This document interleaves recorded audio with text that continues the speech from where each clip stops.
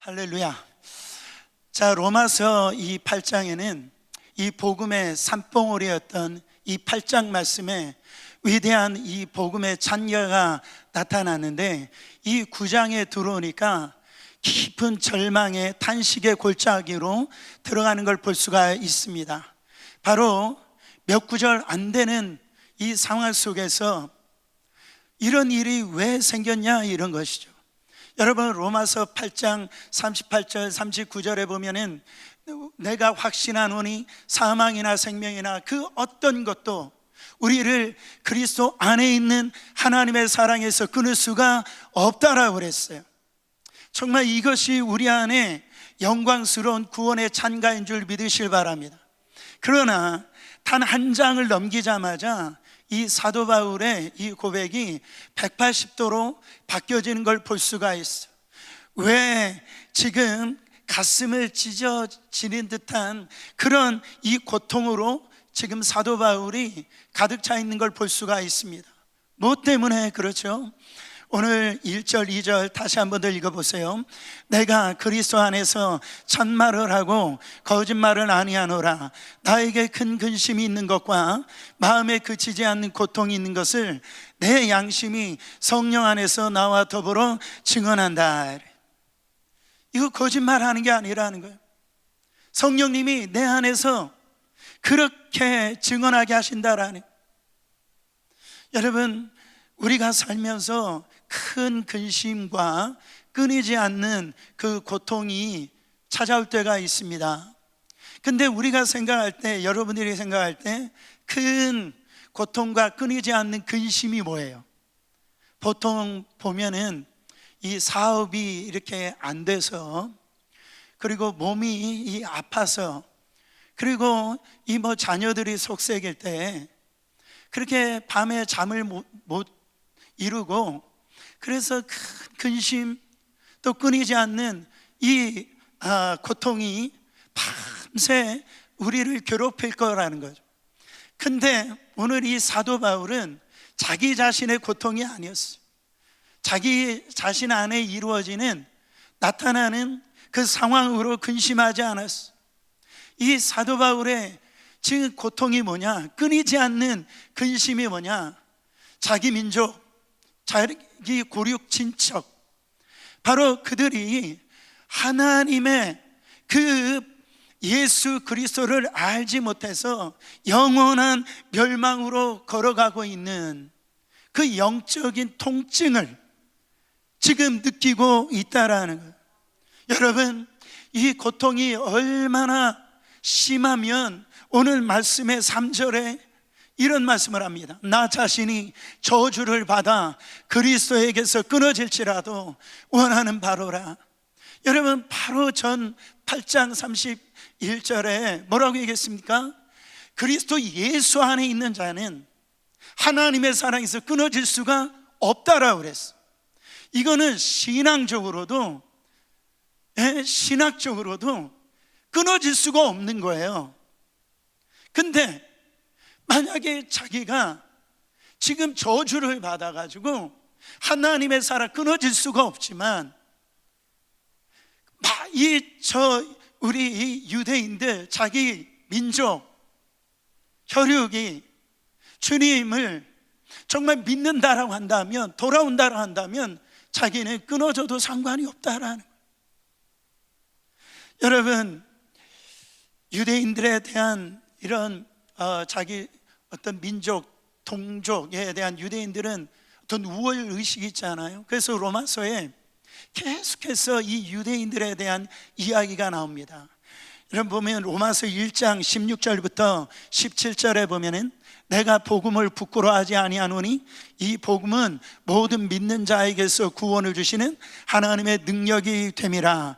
먼저는 유대인에게요, 그리고 헬라인에게로다. 여러분, 복음은요 모든 사람에게 평등합니다. 민족이나 인종이나 어떤 얼굴 색깔이나 지우 고아를 막론하고 이 복음은 평등하다라는 거예요. 그런데 유대인이 먼저요 이렇게 표현했어요.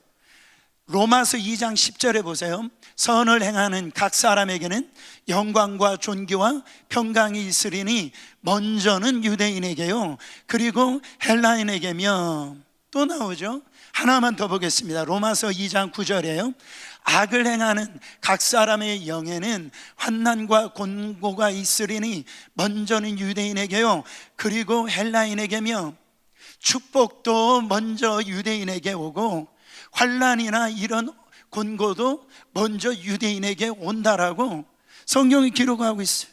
자, 여러분 보세요. 이 먼저라고 하는 이야기가 주어지는 그 어감이 뭐예요? 유대인들을 좀 특별 대우하는 것처럼 그렇게 느껴지지 않아요? 지금 이 로마서에서는 유대인이 먼저 유대인, 이것 꼭 유대인들의 특권을 이야기하는 것 같다라는 것. 그러나 이 부분은 그걸 얘기하는 게 아님을 알 수가 있습니다. 여러분, 제가 우리 가족에서 4남매 중에 제가 막내입니다. 막내인데 형님 2분하고 누님이 제 위에 계세요. 근데 둘째 형님이 몇 년 전에 갑자기 돌아가셔서 지금 안 계시지만, 어렸을 때 이렇게 보면은 저희 아버지가 좀 엄하셨는데 뭔가 이렇게 화가 나시면은 이제 저희들이 그래도 4남매니까 많이 싸웠겠죠. 많이 이렇게 싸웠어요. 그러니까 이게 싸우다가 저희 아버님이 저희들 모아놓고 이렇게 꾸짖으시고 또 혼내키시는데, 제일 먼저 누구를 혼내키셨을까요? 저희 형과 나가서 누나가, 야, 그래도 형이니까 네가 누나잖아, 네가 참고 네가 동생하고 양보하고 그래야지, 싸우면 어떡하냐. 왜 그럴까요? 먼저 태어났으니까. 여러분, 첫째라는 자리를 지금 특권, 어떤 의식을 누리는 게 아니라 어떻게 보면은 책임감이요. 책임감. 먼저 난 자의 책임감이라는 거. 여러분, 이 먼저 유대인이라고 하는 이 말을 좀 생각해 볼 필요가 있어. 어떤 이런 특권 의식이나 특별 대우를 이야기하는 것이 아니라 먼저 이 책임감을 이야기하고 있는 게 아닌가. 이거를 좀 다른 말로 하면은 이 기득권이라 이렇게 얘기할 수가 있어요. 보세요. 이 기득권이란 말을 우리 한국 교회가 잘못 이것을 사용을 해가지고 이것을 교회 안에서 잘못된 어떤 형태로 나타난 걸 볼 수가 있어. 어떤 세 가족이 이 교회에 이렇게 왔대요. 여러분, 교회 이렇게 이 앉는 자리를 보면은 항상 앉는 자리에 앉습니다. 그래가지고 처음에 내가 어디 앉느냐가 너무너무 중요해요. 근데 이 권사님이 26년 동안 그 자리에 이렇게 앉으신 거예요. 근데 세 가족이 와서, 세 가족이 아무것도 모르니까 그 자리에 앉은 거예요. 그래가지고 이 권사님이 와가지고 처음 교회 와서 잘 모르는가 본데 그 자리 내 자리야. 여러분, 뭐 하는 거예요? 이게 기득권을 주장하는, 이게 잘못된 기득권이죠. 여러분, 교회 안에 기득권이라고 하는 것은 뭐냐면 먼저 유대인, 그러니까 먼저 내가 이 교회에 왔고 먼저 신앙생활을 했기 때문에 그거를 양보하고 그 자리를 피해주고 바로 이 품어내는 데가 있다라는 거예요. 할렐루야. 보세요. 당시 예루살렘 교회, 이 초대교회에 여러분 문제가 있었어요. 우리가 사실 초대교로 돌아갑시다 이런 말을 하니까 이 초대교회는 아무런 문제가 없고 다 천국 같은 것처럼 이렇게 생각하지만, 여러분, 이 초대교회 베드로가 설교할 때 막 3,000명이 들어오고 5,000명이 들어오고 어느 순간에 수만 명이 되어지는 이 메가처치가 되어졌어요. 그러니까 갑작스럽게 이 교회가 성장하니까 여러분 뭐 요즘 말로 뭐 주차 문제도 있을 거고 뭐 여러 문제가 많이 있을 거죠. 그걸 어디에서 알 수 있냐면은 복음을 전했더니 히브리파 유대인들이 교회에 나오고 또한 헬라파 유대인들이 교회에 나오는데 거기서 자기 주장이 있는 거예요. 거기서 문제가 뭐냐면 왜 우리 파에 뭐 이렇게 과부를 이렇게 섬기는데 이렇게 그거를 구제하는데 왜 우리 이 파의 과부를 구제하지 않느냐? 이 문제가 생겨가지고 7 집사를 세우는 그런 이 문제가 해결하기 위해서 그 7 집사가 생긴 거예요. 여러분, 정말로 그 안에 파가 있었다라는 것을 우리가 충분히 짐작할 수가 있어요.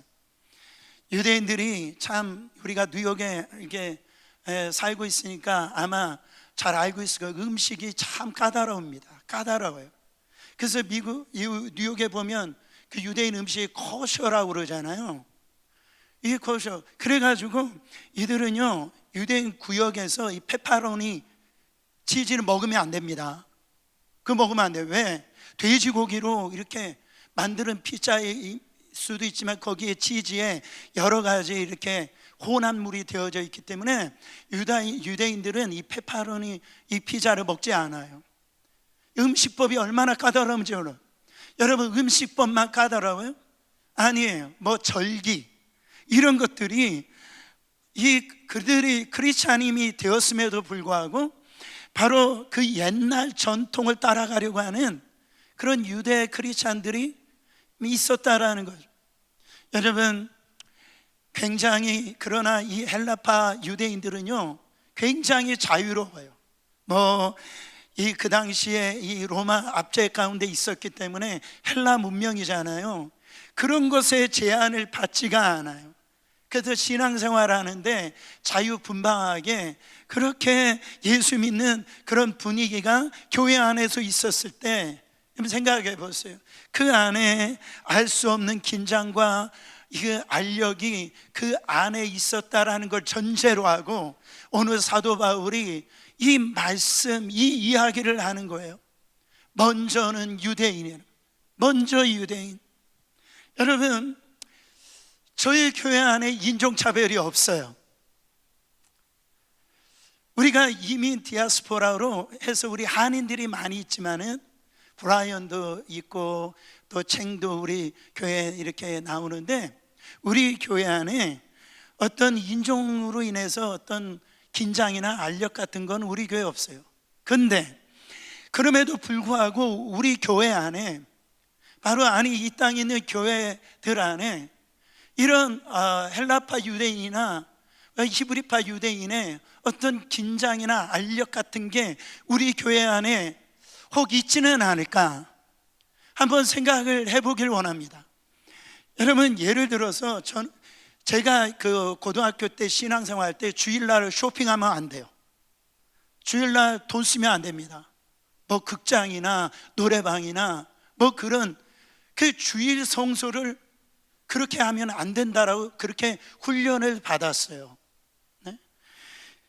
근데 한편으로는 이 헬라파 크리스찬들은 요즘에 뭐 식당에 가도 되고 쇼핑하기도 해도 되고 그게 문제가 밥 먹으러 가도 문제가 안 된다는 것이죠.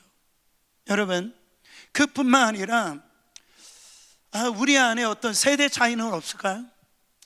문화 차이는 없을까요? 제가 볼 때 교회 안에서 제일 문화 차이나 이런 세대 차이가 어디에서 오느냐? 교회 안에서 이런 어떤 음악, 찬양 이 부분에 대해 있어서 차이가 있는 걸 볼 수가 있습니다. 우리 교회는 그렇지 않은데 어떤 분들은요 이 찬양팀들이 찬양할 때 보통 이렇게 요즘 일명 트렌드한 그 찬양을 부르잖아요. 그러니까 어떤 어른 되신 분들은 도대체 무슨 노래를 하는지 모르겠는 거예요. 그렇죠? 알지는 못하는 거예요. 그래가지고 목사님 찬송가를 합시다. 찬송가를 좀 많이 불렀으면 좋겠습니다. 그러니까 그런 분들은 찬송가를 불러야 은혜가 되는 거예요. 복음성가를 부르면 왠지 힘들어요.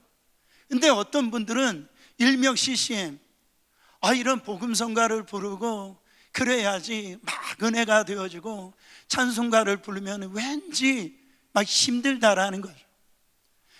그렇잖아요. 이런 어떤 문화적인 차이 우리 안에 있을 수가 있다라.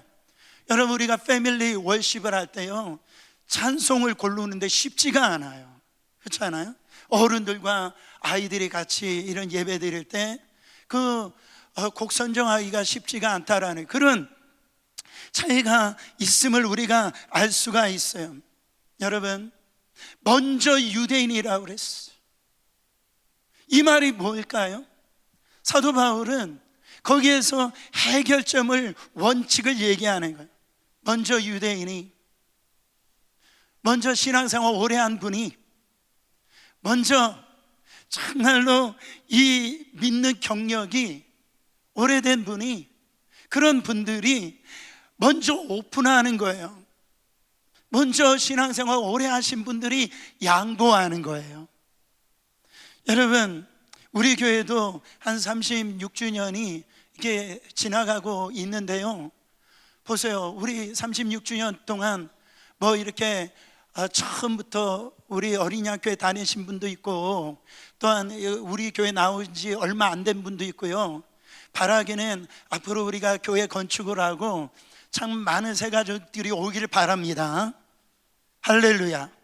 근데 우리가 알아야 될 게 뭡니까? 우리가 잘못된 기득권이 우리 안에 있으면 안 된다라는 거예요. 그래서 내가 이 교회에 오래 다닌 것, 그다음 오래 헌신한 것, 수고한 것, 내가 이런 직분이 있는 것, 그것을 주장하고 그렇게 되어지면은, 여러분, 정말로 그런 부분에 있어서 교회가 아름다워질 수가 없다라는, 내가 먼저 이 교회 온 거 축복이죠. 헌신할 수 있었던 거 하나님의 은혜죠. 먼저, 그래서 어떤 사람들이 오더라도 먼저 양보하고, 먼저 품어주고, 먼저 이해하고, 먼저 수용을 해주는 거예요. 지금 그 얘기를 하고 있는 걸 볼 수가 있습니다. 두 번째로, 사도 바울이 내가 이 그리스도의 사랑에서 끊어질지라도 그렇게 되기를 원합니다. 이 고백을 한 이유는 복음의 열정 때문에 그래요. 영혼의 이 구령의 열정 때문에 그렇습니다. 제가 왜 이런 얘기를 하냐면, 이 본문을 이렇게 설교하거나 해석을 할 때 이렇게 설교하고 해석하는 분들이 있더라고요.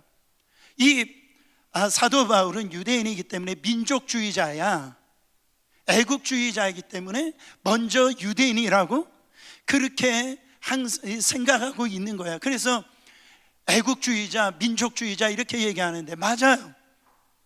그 틀린 얘기 아닙니다. 그는 나라를 사랑했어요. 민족을 사랑했어요. 애국주의자예요, 민족주의자예요. 그러나 이 복음은 민족주의자이기 때문에, 애국주의자이기 때문에 복음이 필요한 게 아니에요.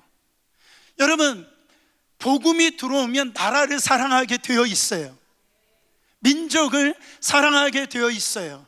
그렇다고 해서 이 복음은요, 민족주의자, 애국주의자 그 이상을 뛰어넘는 거예요. 우리 민족뿐만 아니라 모든 민족을 뛰어넘는 게 복음이라는 거예요. 그러나 그리스도가 내 안에 오시면 나의 어떤 조국 대한민국을 사랑하게 되어지고, 그들을 품게 되어지고, 자연스럽게 그렇게 되어진다라는 거죠. 그래서 이것을 보면은 이 사도 바울이 바로 이 복음에 대한 그 열정이 있을 수 있다라는 거죠. 사역의 현장에서 많은 이방인들이 돌아오는 것은 참 감사하고 기쁘지만, 이 동족인 유대인들이 자기 혈육이 볼 때 소수의 사람만 돌아오고, 그들이 복음을 거부하고 예수님을 믿지 아니하는 그런 모습을 볼 때 사도 바울이 굉장히 지금 안타까워하는 것을 볼 수가 있습니다. 이 유대인들이 예수님을 거부해요. 바로 복음을 거절하는 거예요. 그런 이 민족이 그 자기 혈육이 보니까 너무너무나 상심이 크고 고통이 심한지, 그래가지고 내가 그럴 수 없지만, 그리스도의 사랑에서 끊을 자가 없지만, 만약에 내가 끊어진다고 해서 그들이 주님 앞에 돌아올 수만 있다면, 하나님의 자녀만 될 수만 있다면 그렇게 되기를 원한다라고 사도 바울은 그런 이 고백을 하고 있다라는 거죠. 여러분, 유대인이 먼저 이거는 영적인 기득권을 이야기하고 있습니다. 오늘 본문에 보면은 그 기득권에 대해서 7가지가 나와요.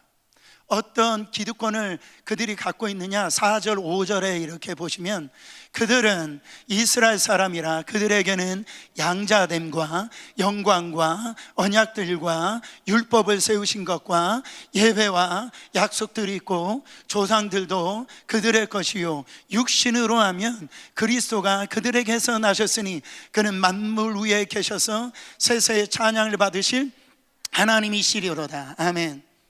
자, 그들이 가지고 있는 그 영적인 기득권이 뭐냐? 7가지인데, 첫 번째로는 바로 그들 안에 있는 양자됨이라는, 여러분 호세아서 11장 1절의 말씀을 염두에 두고 있는데요, 이스라엘이 어렸을 때 내가 사랑하여 내 아들을 애굽에서 불러냈거든. 그 출애굽하는 사건, 그들은 노예에 있었어요. 자기 힘으로 그곳에서 나올 수, 구원받을 수 있는 길이 없었어요. 근데 그 구원해내서, 바로 하나님이 구원해내서 자기 자녀를 삼아 주셨다라는 거예요. 그들은 이미 하나님 앞에 이 양자되어지는 축복을 이미 받았다라는 거죠. 두 번째 기득권은 뭐예요? 영광이에요. 영광이 뭡니까? 이 이스라엘 백성들이 출애굽할 때 낮에는 구름 기둥으로, 밤에는 불 기둥으로 이 쉐카이나 이 하나님의 이 가보드, 하나님의 이 현현, 하나님의 임재, 그들이요 눈으로 똑똑히 봤어요.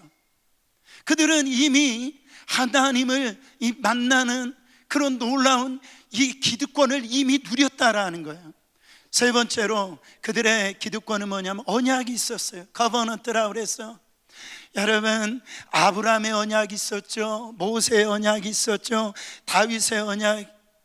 그들은요 모든 언약을 받은 자들이 이 유대인들, 그들은 그런 기득권이 이미 가지고 있었어. 그리고 율법, 네 번째로 기득권, 율법, 토라 얘기합니다. 이 모세가 시내산에서 이 토라, 하나님의 말씀을 이미 받은 자였어요. 그래가지고 어떻게 사는 것이 하나님이 기뻐하시고, 어떻게 사는 것이 정말 하나님께 이 영광 돌리는 삶을 이미 그들은 이미 받았다라는. 다섯 번째 기득권이 뭡니까? 예배입니다. 여러분, 예배가 뭐죠? 하나님 앞에 나아가는 그 특권을 가졌다라는 뜻이에요. 여러분, 우리가 어떻게 하나님 앞에 나아갈 수 있습니까? 죄인이 어떻게 거룩하신 하나님 앞에 나아갈 수 있어요? 여러분, 대통령한테 우리 함부로 나갈 수 있어요? 함부로 못 나가요. 근데 유대인들은요 하나님 앞에 나아갈 수 있는 특권을 이미 누리고 있었단 말이에요. 또 여섯 번째 기득권이 뭐예요? 약속입니다. 하나님의 약속, promise. 여러분, 구약이 뭡니까? 올드 테스트먼트예요. 그러니까 이 옛 약속 아닙니까? 이미 그들은 하나님의 이 성경을 이미 받았다라는. 마지막으로 일곱 번째 기득권이 뭐예요? 조상입니다. 그들의 조상이 누구예요? 아담, 아브라함, 이삭, 야곱. 여러분, 우리 나라의 조상이 뭐예요? 예? 정말 저는 박씨라 박혁것에 이런데, 여러분, 그들의 조상은 아브라함이에요, 이삭이에요, 야곱이에요. 제가 정말 부러워하는 분들이 누구냐? 무슨 축복을 받아가지고 부모님이 예수를 믿냔 말이에요. 저는요 10년 동안 같이 고생하고 기도하고 핍박받고 나서 이렇게 전도하고 그랬는데요, 어떤 축복을 받아가지고 예수 믿는 가정, 뭐 장로님, 권사님, 뭐 집사님, 뭐 목사님 가정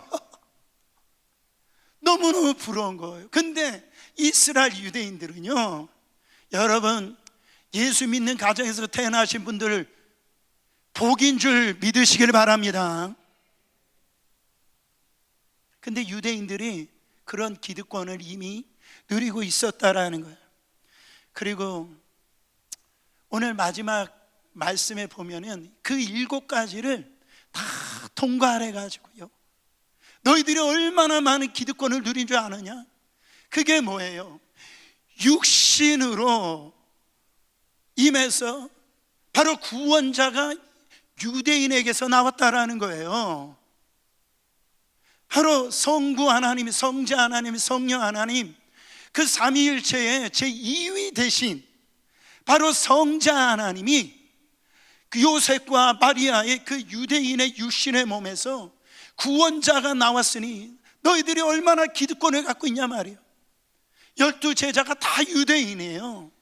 나아가서 요즘에 보면 유대인들이 뭐 노벨상 뭐 다 휩쓸고 있잖아요. 경제권 다 휩쓸고 있잖아요. 엄청난 기득권을 그들이 누리고 있었다라는 거예요. 그런데 지금 그들이 그 엄청난 기득권을 받은 그 유대인들이 보니까 예수님을 거절하는 거예요. 복음을 받아들이지 않는 거예요. 그게 사도 바울의 마음이 들끓는 거예요. 마치 양은 냄비가 있잖아요.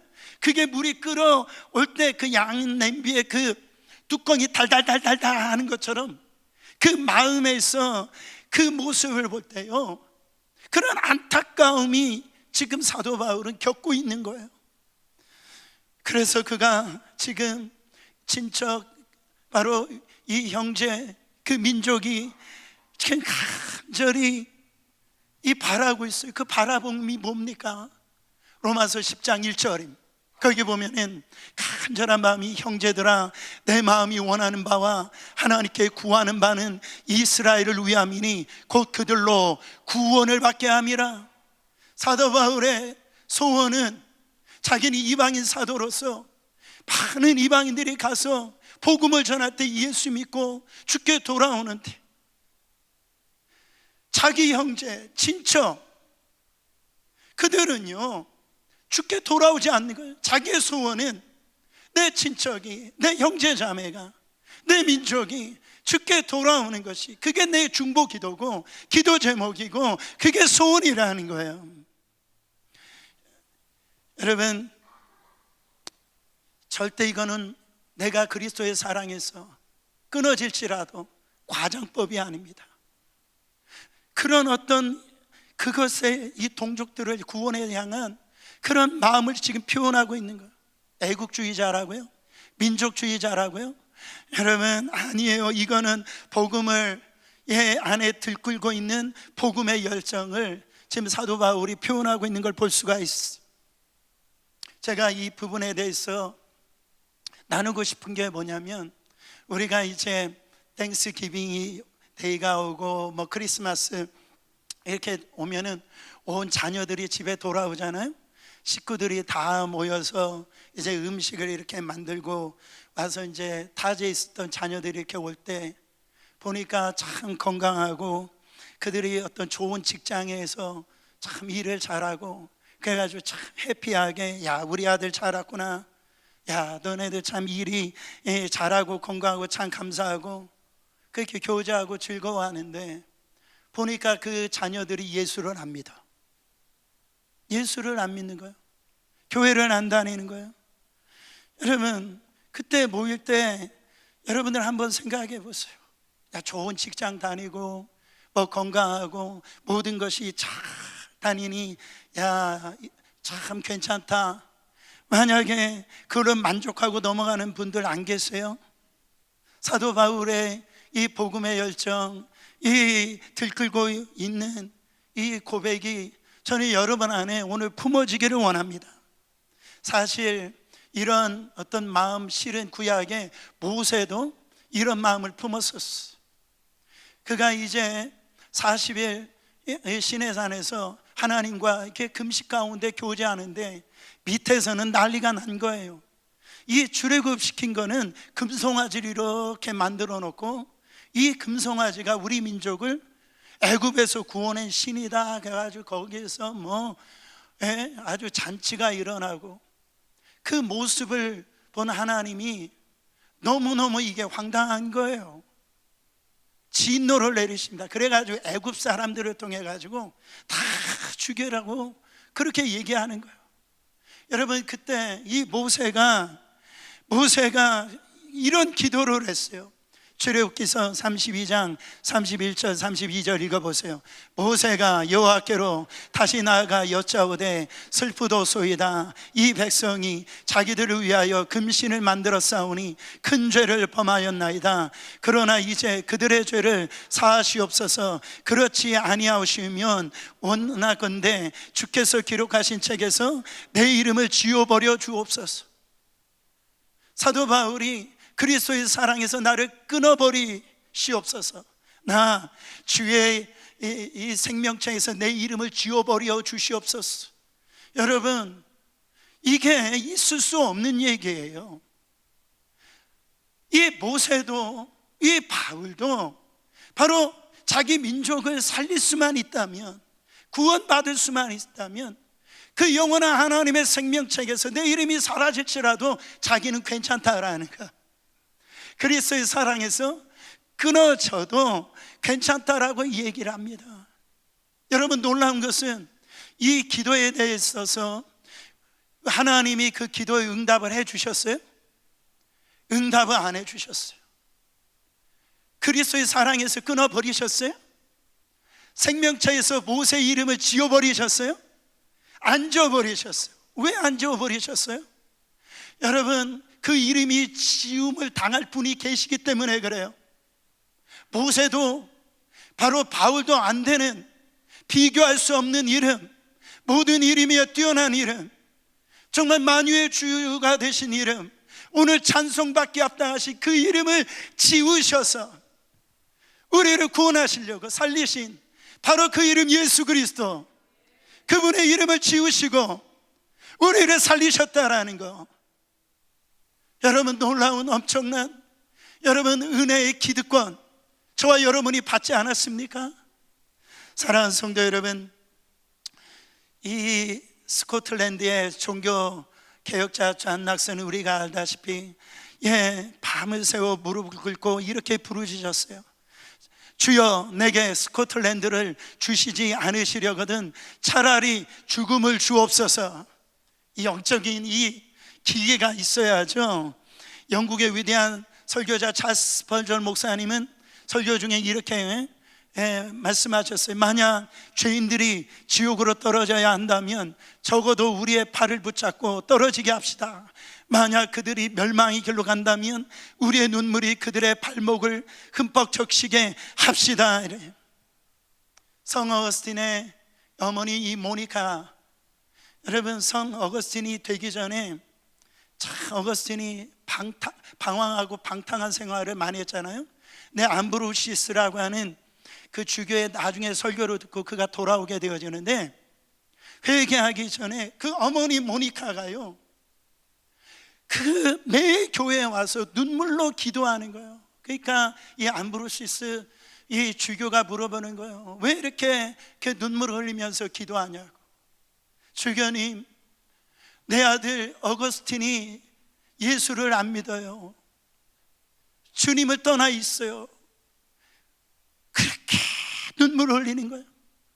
제가요, 중고등학교쯤만 됐어도요, 교회 안에 정말 우리 집사님들, 권사님들 예수 믿지 않는 남편을 위해서, 자식을 위해서요 밤새워 처리하는 분들 너무너무 많았어요. 자기 자식, 자기 부모 구원을 위해서요 금식하고 밤새워 기도하는 분들 찾기가 쉬웠어요. 요즘은 찾기가 어려워요. 없어요.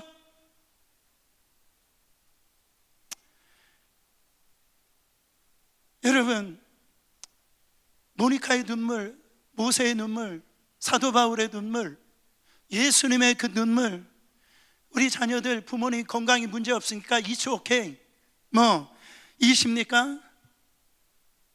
여러분, 우리가 정말 그걸 놓고 한번 울면서 기도한 적이 얼마나 됐어요? 안타까우신 적이 얼마나 됐어요?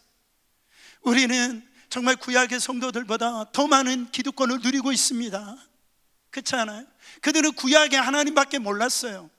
우리는 성령 안에서 그 복음의 실체이신 예수 그리스도가 우리 안에 오셨잖아요. 그 은혜를 지금 누리고 있다라는 거죠. 세상은 그저 세속적인 성공과 안락함으로 이런 해피 라이프를 그렇게 말하며 신앙에 참된 어떤 이 의미를 퇴색해지는 이때에 우리는 오직 예수 그리스도로 말미암아 바로 은혜를 증거할 수 있는 저와 여러분이 되어야 되지 않겠습니까, 여러분?